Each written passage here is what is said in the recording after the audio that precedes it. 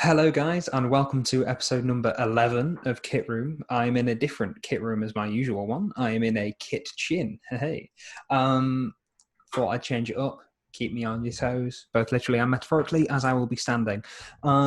Today, I'm excited for this one. I spoke to the kitman of Vancouver Whitecaps, Martin McDermott, and he passed me over to my guest. So, Mr. Guest, if you'd like to introduce yourself, who are you and what do you do in the world of football?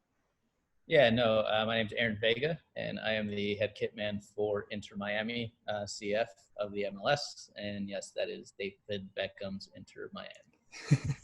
you have to say that every time you mention the team to an English person, right? It makes it easier. They're just kind of like, some people be like, Miami, what are you talking about? It's like, oh, David Beckham. Oh, okay. I know him. Yeah, so there's a group called the Shirt Union who I interviewed who are they're United fans, and they will beat me up if I don't ask. Have you met Beckham? I have, yes, and that was the question coming out here when I first took the job. It was just, oh, you have to meet Beckham, you have to meet Beckham, and then once I came out here, the question turned into, have you met him? Have you met him? Have you met him? And so, yeah. So I met him on our first couple of training sessions here at the facility when it first opened up, and then got my visual proof, if you like, picture with him before our first ever game against LAFC out in Los Angeles. So I have met him. I've seen him around a couple times early on, obviously before this whole pandemic started. Yeah, I think he at least knows who I am. May not know my name, but he knows what we do here. So that's all that matters, really. So we can see if anyone needed proof that you've got a rail of kits behind you with one of the Inter Miami shirts on. But I need to ask, what shirt are you wearing there? So I figured this one would be kind of just funny. So it's a 2006 England away World Cup long sleeve. And anytime I wear it here, especially, people see the 23 and automatically assume Beckham. And so for whatever reason, I don't believe he ever wore 23 for England. And so then they are shocked when I turn around and they see none other than Theo Walcott on the back of the kit. So, yeah, I figured it'd be appropriate with that little story to be wearing it. So fair enough. Yeah. I'm wearing the 1990 to 92 Manchester City away shirt as we're currently recording this on Wednesday, the 25th of November. City are currently on. I've got it on to the side, so if my eye does go over to the right, that is why. Today is also the day of the sad passing of Diego Maradona. Just thought I'd get that in. Rest in peace. I'm 23, so I never got to watch him, but I've seen clips. Yeah, exactly right. So let's find out a little more about you. I asked you over DMs whereabouts you grew up. California, right? Yeah. So I was born out in LA area, but early on we moved up to Central California, about 4 hours north of LA, 2 hours south of San Francisco. So pretty much dead smack in the middle of California. Yeah, so that's where I grew up. Both of my parents were born in Mexico, so obviously aunts and uncles and everything else, Mexican from a race perspective. But so growing up, had aunts and uncles that were really into soccer, so that's how I kind of got into it. My dad wasn't really big into it. And my mom, while she was athletic, she wasn't ever really into soccer, so got into it then. Yeah, and then played throughout high school. And all that good stuff. Didn't play in college, kind of just stopped after that. And eventually, after quite a few years of wondering what the hell I wanted to do with my life, I stumbled upon an internship with St. Louis FC, who was, up until this year, part of the USL. They unfortunately ceased operations earlier this year, but they, got an internship. And so I was a 28-year-old intern with the club. But that's where I figured out, this kitman thing isn't too bad of a deal. So let's see how far I can go with it. Yeah, and Marty did actually recommend yourself as you are a kit collector as well. But so I was going to ask, because obviously growing up in the UK, I have no idea what the education system is like with regards to soccer in America. So like we'd have PE, and the only two sports we'd ever play was football and rugby. And depending if we had the teacher who didn't really care, we'd do cricket for some godforsaken reason. But you say you played it throughout school, so Yeah. yeah.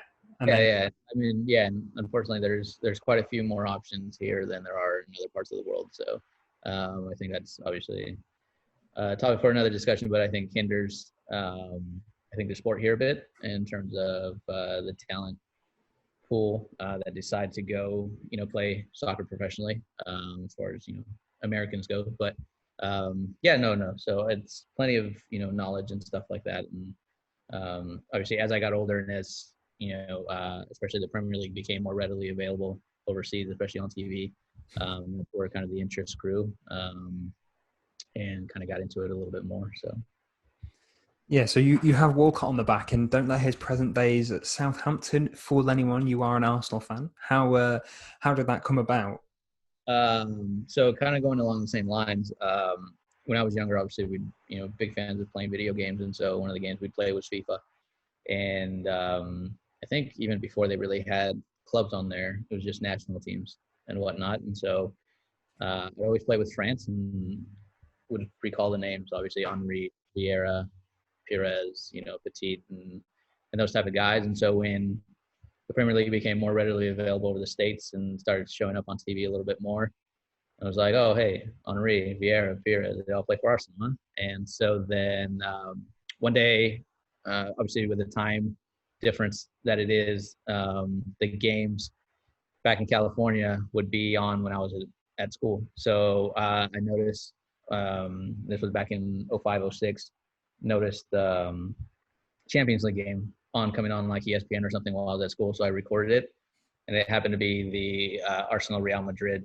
I think it was around 16 match in the Champions League that year. And so came home, immediately started watching, pulled off that 1-0 win, in Spain, and it kind of just snowballed from there. And so that's kind of where I think the fandom officially started, or how some Arsenal supporters might put the torture began. So Hey, you putting yourself through that. You're fair play. yeah, it So took those years to get me.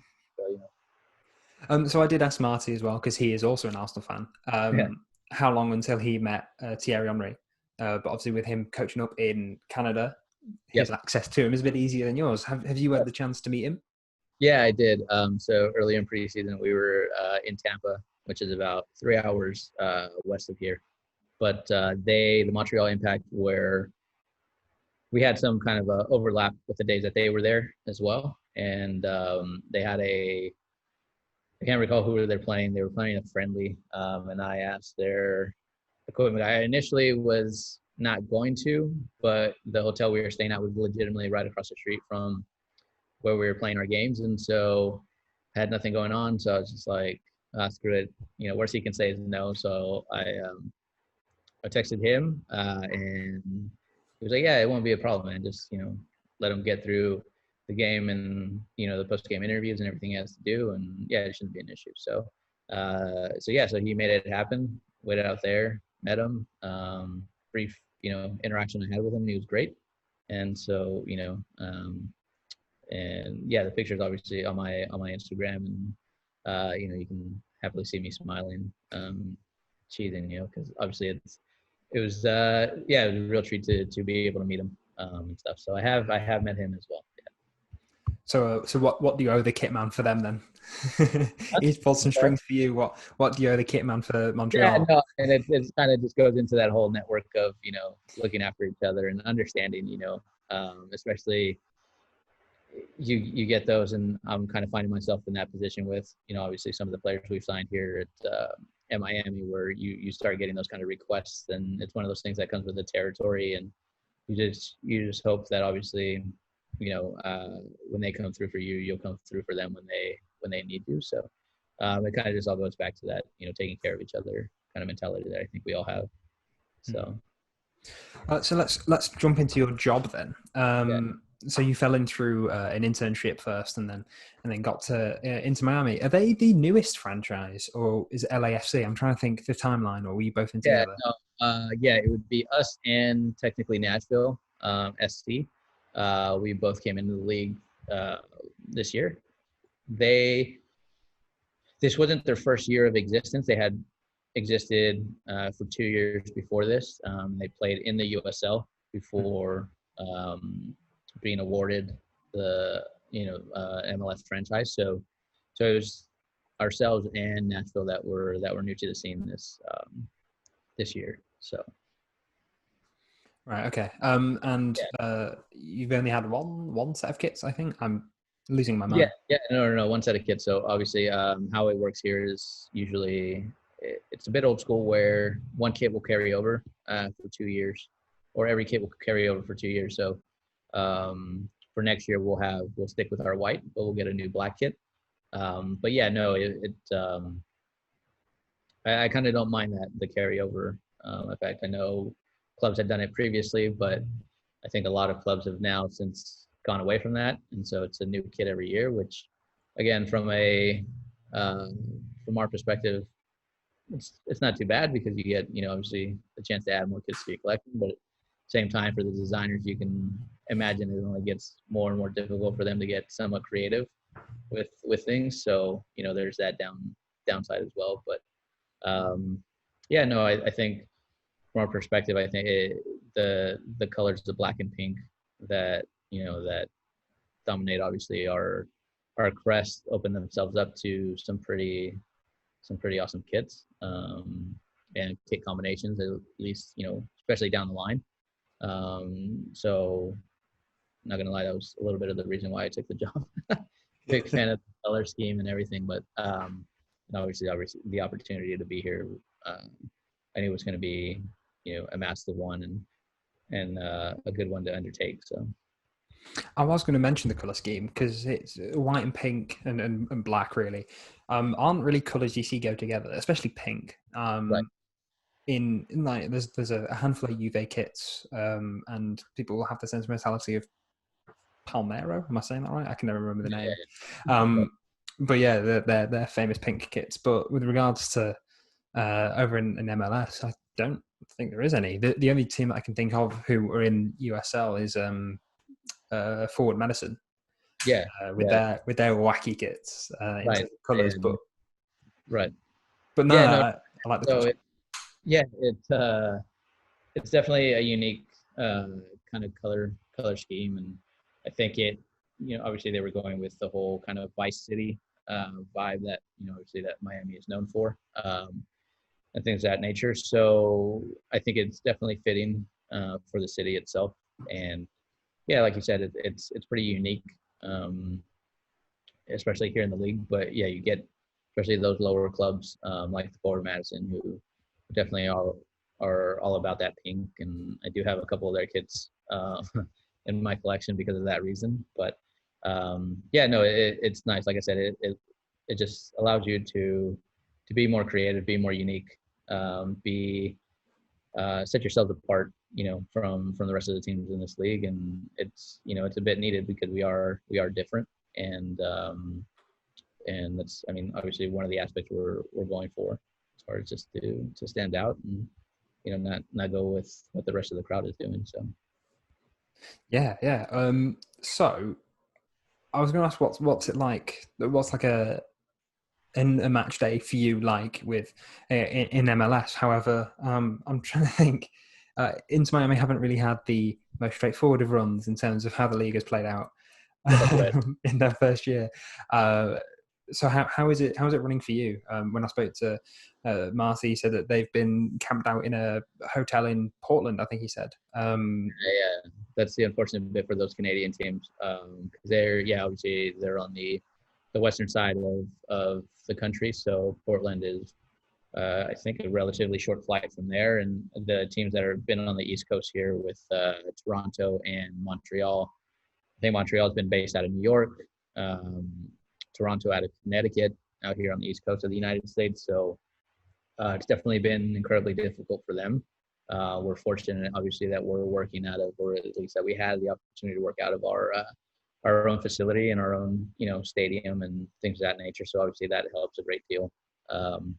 And so no, on a normal game day, it's just like I said, we're here. We have our facility where the guys would get changed and everything is directly across the street from the stadium. So the process, the guys would get dressed in their pregame stuff here at the lockers that they would normally use on a daily basis, and then walk over for pregame, and we'd have a locker room set up there, and that primarily just their kits and game stuff.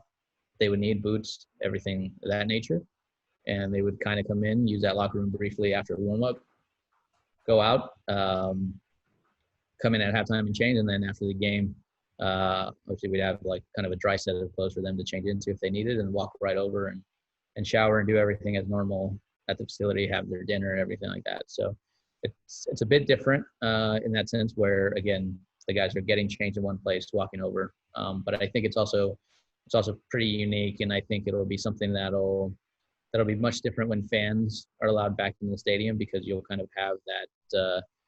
I think with the players walking over, I think it also, I think, helps with kind of the same notion of, in England, when you kind of walk to a stadium, and you kind of hear the fans kind of chanting and kind of getting you hyped up a little bit more than, I mean, ideally you should already be hyped for the match, but it's that added little bit that I think helps us be a little bit more unique and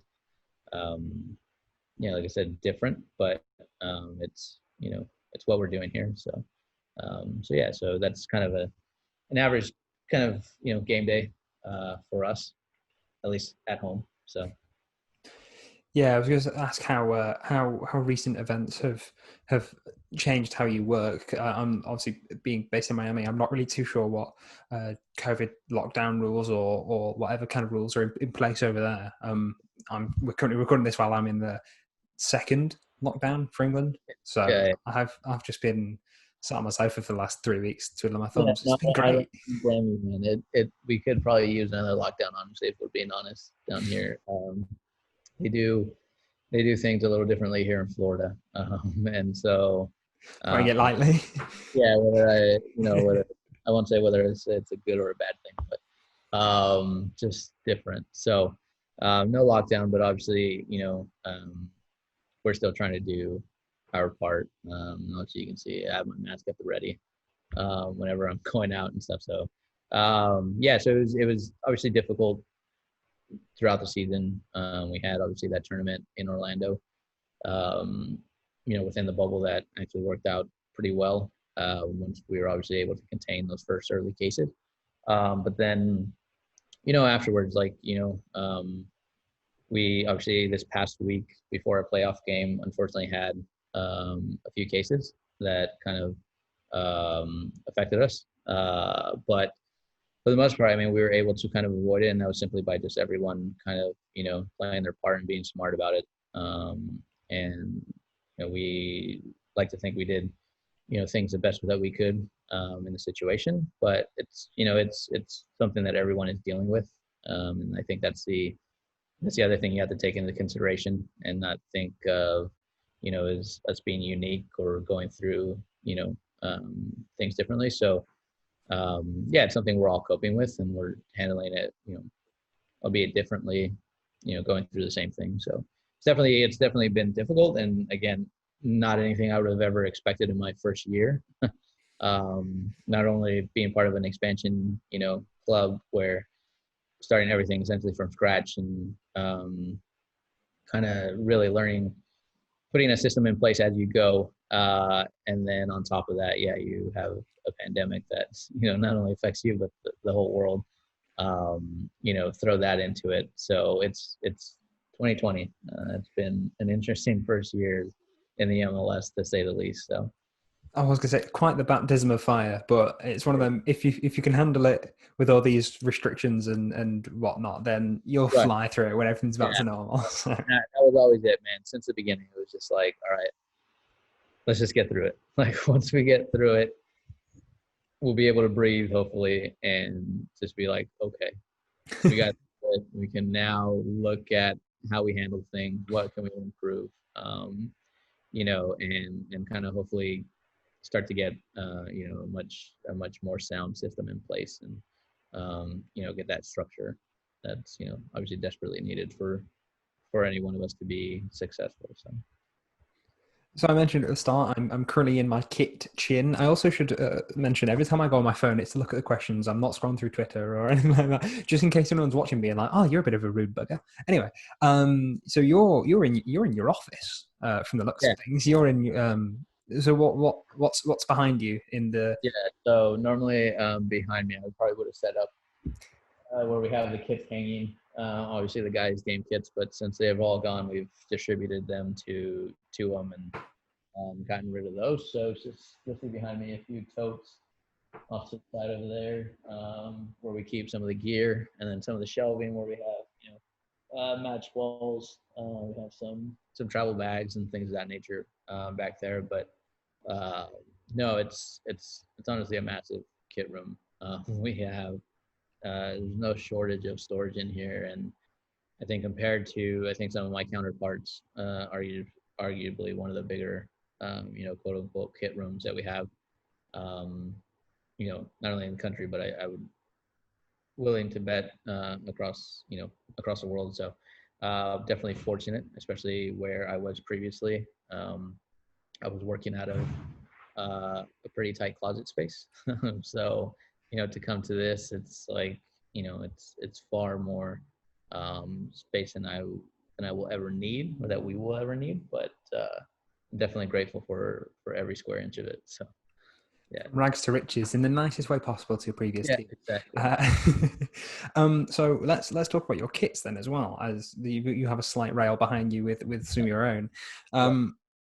Might recommended yourself as you are a kit collector. So how many have you got? If the top of So I recently crossed the threshold of 182, 83. Ooh. So I think with a few more that I've recently added in the last week, 2 weeks, I'm close to the 190, I think, mark. So inching closer to 200. And so, yeah, it's definitely not anything I ever intended to kind of start. I can think back to the winter of 2012. I only had 4 kits. So since then it just kind of snowballed. It kind of something I started to get more and more into. My first ever paycheck when I was just out of high school, I bought an Arsenal home kit. And so the first thing I ever bought with my first ever paycheck. And so I think it just kind of snowballed from there. And also my parents own a sporting goods shop back home, and they do a little bit of a retail aspect of it, and some of that included kits. And so when they would get them at a discounted rate, that kind of fueled it as well, because now I wasn't paying full retail for some of this stuff. So my dollar went a little bit further. And so yeah, man, it just kind of snowballed from there. And it kind of just kept growing. Anytime I'd see a kid that I liked, I was like, okay, that was kind of, it's been my Achilles heel when it comes to, spending. Luckily I hasn't gotten anything too crazy wise, but no. And then obviously when I got into the field and kind of started to become a kit man, obviously the swapping of kits, not only obviously with players, but with fellow kitmen started to kind of grow. And when it's a lot easier now than it was when I was in the USL with St. Louis, simply because of obviously the amount of kits that we have at the MLS level is quite a bit more than at the USL level in terms of budget and everything like that. So I kind of had to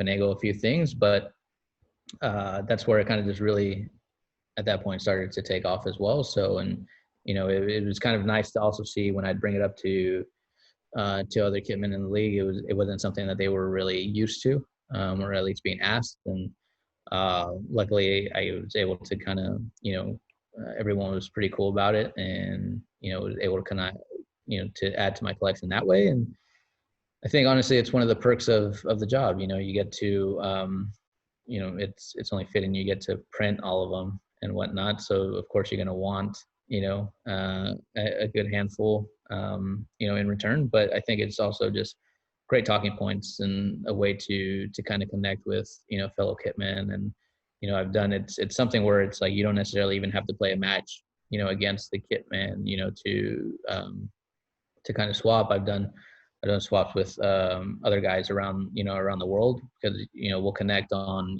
Twitter or Instagram or anything like that, and kind of get familiar that way. And then all of a sudden it just kind of opens up. It's like, yeah, hey, mind sending me something, and I'll send you something in return, and doing it that way, and kind of building relationships in that nature. And again, it just opens you up to new experiences and new people. And like I said, it's just one of the perks of the job. And it makes it a lot more enjoyable, especially when you are a collector like I am. And so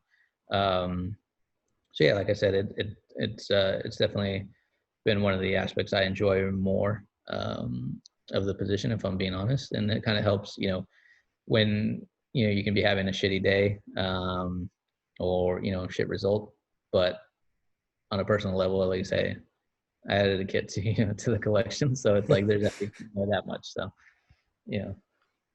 I was going to ask you, from the players that there are, obviously for European audiences, there's Blaise Matuidi and Gonzalo Higuain are the two big ones, really. Have you got any shirts from them? Have you traded with any of them?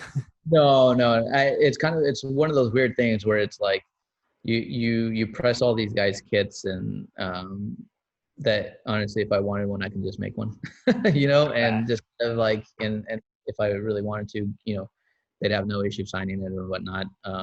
Most of these guys are pretty good about it, but it's usually just with those kind of guys, it's you deal more with the requests from other kitmen in the league and other players in the league, because after a given game, you'll have their guy messaging me being like, hey, I have such and such players, and they're wanting to switch with or wanting to swap with either of those two guys. And if I have it available, then it's like, okay, yeah, let's make it happen. But I'll always give preference to my fellow kitmen. If they ask for it first, and I only have one on hand, they're getting it more than other players and stuff like that. And like I said, it goes back to taking care of our own, and looking out for each other and stuff. But yeah, no, it's just, again, it kind of touches on one of those, it's one of the cool things about the profession, where it allows you to have access to, again, now get to work with a World Cup winner, and obviously La Liga champion, and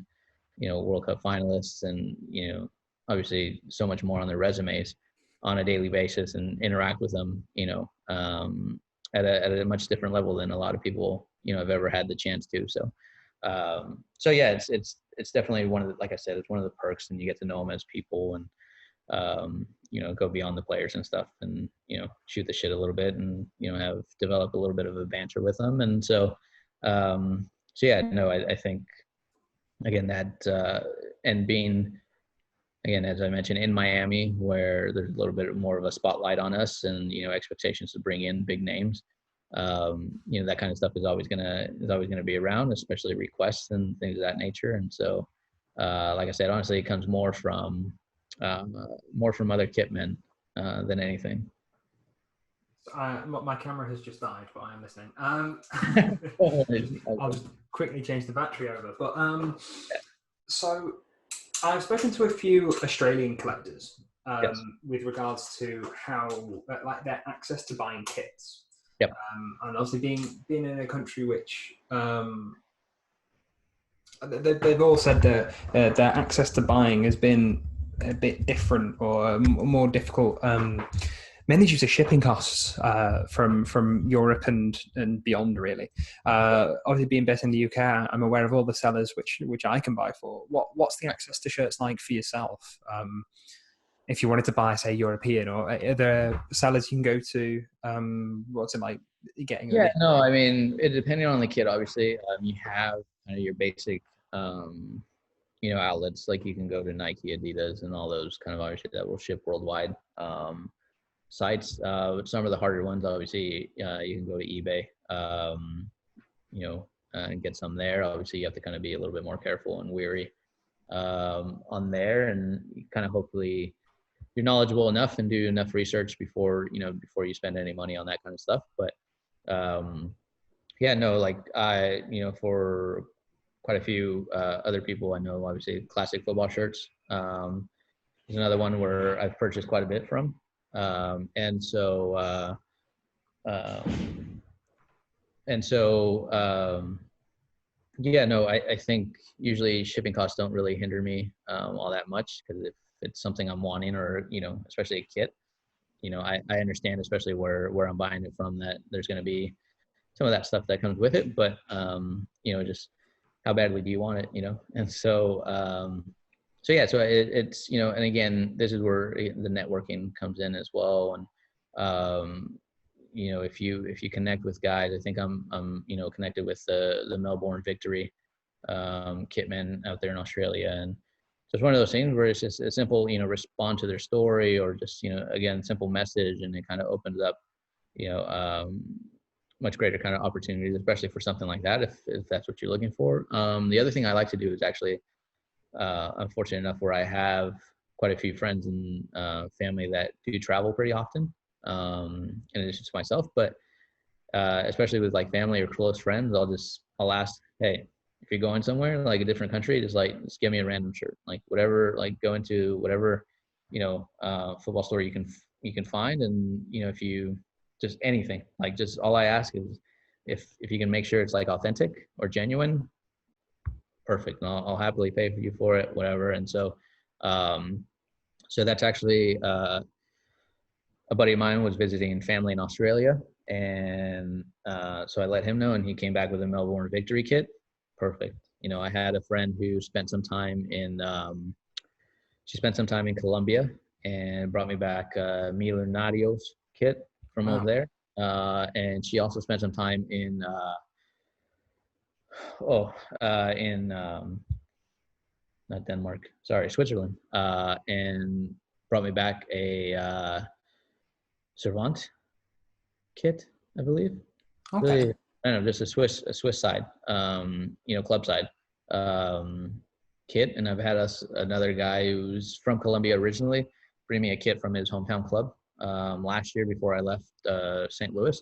So it's one of those things where you kind of, again, develop those kind of friendships and develop that kind of relationship with people, where doing that kind of stuff is not a big deal. And like I mentioned, I recently swapped with Birmingham City's Kitman John, and also Michael Ames, I believe is his last name, over at Swansea. And so, yeah, just, again, they had sent me a kit just for the sake of it. And so, I'd return the favor and send one right back. And so I think that's kind of it, especially we're fortunate enough now to live in a world where, we have access, much greater access than obviously years before, and previously, to if we're wanting something, bad enough, it's, there's not really an issue, and all you have to do is, wait about a week or two, and, and it'll be in your hand. So It's funny you mentioned Birmingham City, because I actually live a stone's throw away from the stadium. Like, if it was light, I could probably see it from my kitchen window, which is quite fun. yeah. But I've lost my train of thought. Are there any kind of themes that go through your collection, or is it just whatever you can get your hands on? No, it's just, honestly, if I like it, like, I'll buy it. So it's one of those things where um, if it, if I already have quite a few of, a certain club in a collection, then I'll kind of abstain from it, because I do want it to kind of be a little bit more unique, and not, not redundant. But I mean, I do have more than 20 Arsenal kits, so I mean, that being the exception, really. But no, I think, honestly, it's just, if I like it, I'm gonna buy it. And so, or again, it goes back to just swapping, kits with other kitmen that I come across, and so building it that way. But for some reason, early on, my goal became to have 365 like kits, where I legitimately could wear one every day of the year. And so, like I said, I'm more than halfway to that now.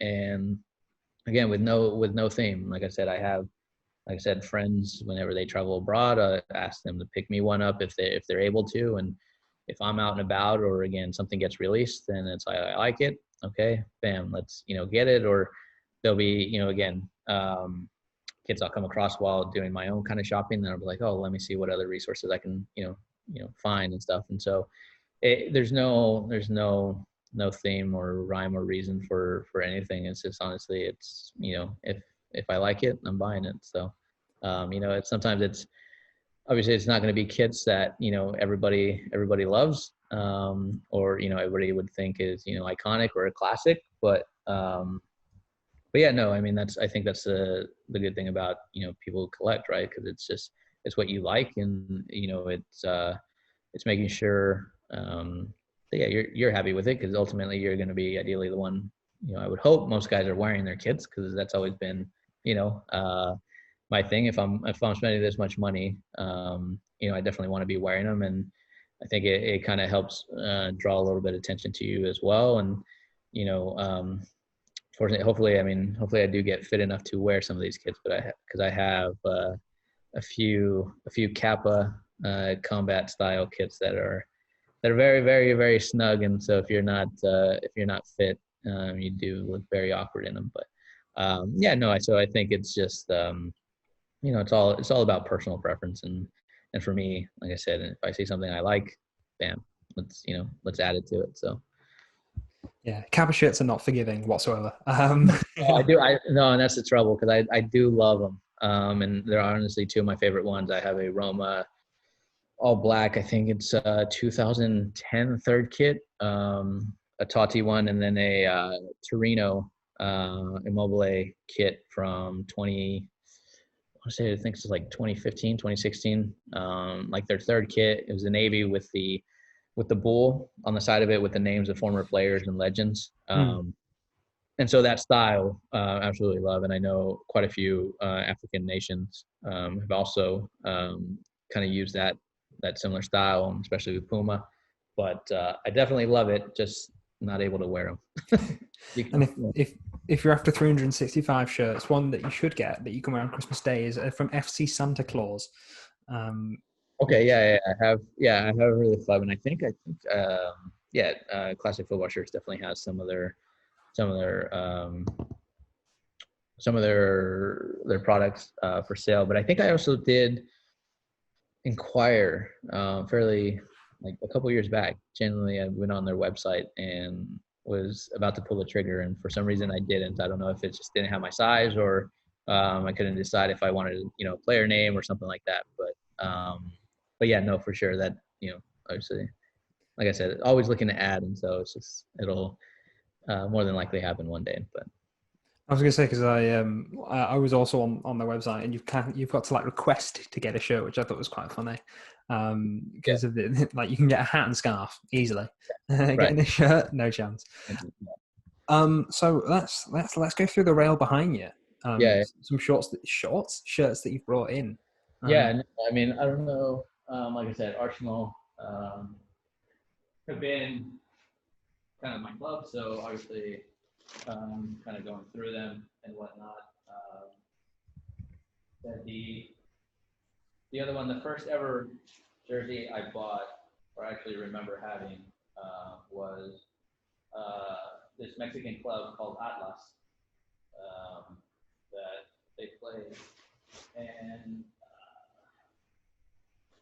so this was really the one that kicked it all off, and I think it was like their away or third kit for that year, and yeah, like I said, that kind of started it off, and then from there, like I said, it's just been kind of adding. So I have the Nigeria kit from last year or 2018. That was massively. This was this one was number 100. So again, Arsenal fans sticking with the canoe, kind of theme there. But yeah, no. And then St. Louis FC, which again was the first club I was a kitman for. My first year there, kind of getting their kit, which honestly, they absolutely hated this kit design for the home kit. And it was because if you look at the crest, primarily blue and green with white accents, and the home kit, nothing of those colors really, aside from the blue. And the reason behind that, though, is they have a flag. That's the St. Louis flag, and so they themed it more to the flag than to the crest. Actual club, home colors or the crest colors and stuff. So, yeah, no, and so like I said, it's just a wide collection of everything that I like, and yeah, like I said, I have my brother. He went to Japan, and so then he brought me a Celestial Osaka kit. That again is one of those that I never be able to wear, but it's fantastic to look at, and at least it's another example of, again, just friends going to different parts of the world, and hey, if you have time, if you're able to think of me, pick something up. So yeah, I think one of my more favorite ones, and to stick with I think this has probably been on a few lists as far as so bad that they're actually good kits. My favorite kind of kits. The Wickham Wanderers goalkeeper kit, right? Yeah. Years ago. So delightful. Yeah, exactly. So again, if it's something I like and enjoy, it's going to be something I add to it, and obviously have quite a few now, adding more MLS kits to the collection, stuff like that. So looking forward to that bit as hopefully we get back to normal a little bit and get to actually play more and more clubs. But yeah, no. So yeah, I didn't know if you had any specific ones you wanted to kind of see, or no, I mean that was pretty great. I would just to whichever one, any highlights you wanted to show. But if you're on the topic of so bad that they're great, have you seen the Bedale kits, the AFC Bedale? No, I haven't. No, so they're like a non-league team in Yorkshire, and they're sponsored by Heck, which is a brand of sausages. Okay. So their last 4 shirts have been sausage related. Okay. So the first one was just like a shirt of sausages. The second one was yeah. I'm fairly certain I've seen them. Yeah. Not familiar as far as with the club name and everything like that. So yeah, they're on historical football shirts if anyone wants to buy one. I own this season's one because they've gone for the vegan range, so it's a carrot. But they're just awful, but so good. No, I mean, like you said, that's kind of the thing about it, right? It's something that you look at, and some people are going to be like, "That's awful, absolutely disgusting." Like, no, never in a million years would I own one. And you're gonna have someone like yourself would be like, "No, that's brilliant. Let's go ahead and buy one." So, yeah, like I said, that's kind of the beauty of being a collector, and obviously each one being kind of unique and distinctive to each owner. So no, 100%. So I think we've pretty much covered everything. So the last question, which I do shoehorn in, and people get a bit nervous because they have to disclose their music taste. However, throughout this year, one of the industries that has been hit quite hard is the arts. So I tend to get my guests to recommend either a song, artist, or album that they've been listening to, or they feel that some people should go and check out. And if no one does, I will. That's interesting. Do they all have to be from the same? It can be anything you want. We've had we've had I think Martin McDermott did Smashing Pumpkins. He recommended them, and then someone from the Shirt Union recommended Westlife. So we've had a wide range of.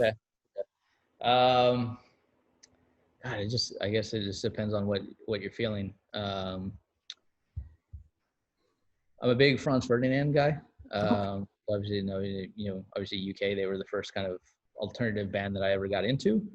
So never gonna have an issue with their debut album. I think it is from start to finish just fantastic. If I say artists to check out, if you if you tend to be if you want to feel sad and just kind of like loathsome, like just the Airborne Toxic Event is one of my other favorite bands, and their first album is really good, and the lead singer has admitted that he wrote it about a girlfriend that broke up with him, and so it's just depressing music, but it's danceable depressing music. Okay. At least some of their songs, at least. And a song that I've really been into recently, I think for the last year, probably be one of my more favorite songs is "Falling Down the Stairs of Your Smile" by the New Pornographers. Okay. It's a good, fun tune that I've found myself enjoying quite a bit. So there you go. I think that covers those three. I mean, I was only after one, but three is Okay. perfect. Oh, sorry. Okay. Well, no. Yeah. It doesn't matter. I will check out all of these. A little bit of an insight to yeah. So No, I mean, I think I spent about an hour and a half sat in bed last night listening to Half Moon Run because I haven't listened to any of their back. Yeah. I mean, I've seen them live a few times, but Right. it was like only their latest album I've been listening to the last year. So I was like, I'm going to give the other two albums a listen, and it was a fun time. Yeah. So your social medias, you have mentioned them a few times, but if you would like to plug them right now, I will also put them as I'll put their links in the description. But where can people find you on the interwebs?